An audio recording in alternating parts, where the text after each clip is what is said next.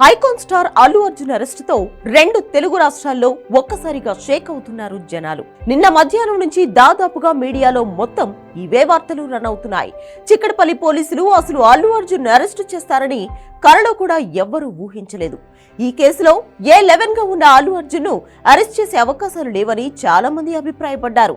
కానీ అప్పటికే 10 మందిని అరెస్ట్ చేసిన పోలీసులు 11వ వ్యక్తిని కూడా అదుపులోకి తీసుకుని సంచలనం సృష్టించారు. జాతీయ మీడియా కూడా ఈ వ్యవహారంపై పెద్ద ఎత్తున ఫోకస్ చేసింది. ఇక పోలీసుల తీరుపై ప్రతి ఒక్కరూ తీవ్ర స్థాయిలో విమర్శలు చేసే పరిస్థితి కూడా నెలకొంది.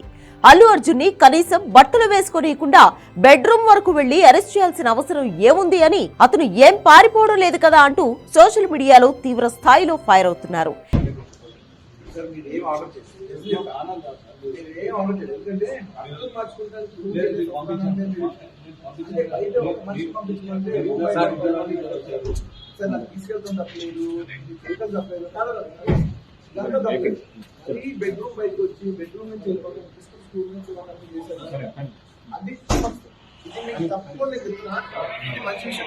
ఇక అభిమానులైతే ఇప్పుడు తెలంగాణ ముఖ్యమంత్రి రేవంత్ రెడ్డి టార్గెట్ గా సోషల్ మీడియాలో పోస్టులు పెడుతున్నారు. అల్లు అర్జున్ కు సోషల్ మీడియా నుంచి పెద్ద ఎత్తున మద్దతు వస్తుంది.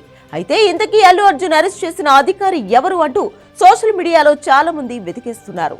అయితే అల్లు అర్జున్ ను అరెస్ట్ చేసింది ఒక సిఐ. ఆయన పేరు బానోత్ రాజు నాయక్.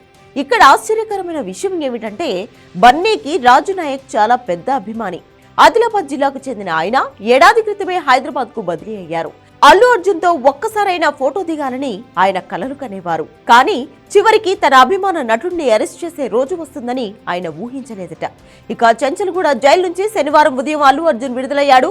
నిన్న సాయంత్రం మధ్యంతర బెయిల్ ను హైకోర్టు 4 వారాల పాటు మంజూరు చేసింది. అయితే బెయిల్ పేపర్స్ జైలు అధికారులకు చేరకపోవడంతో ఆలస్యమైంది.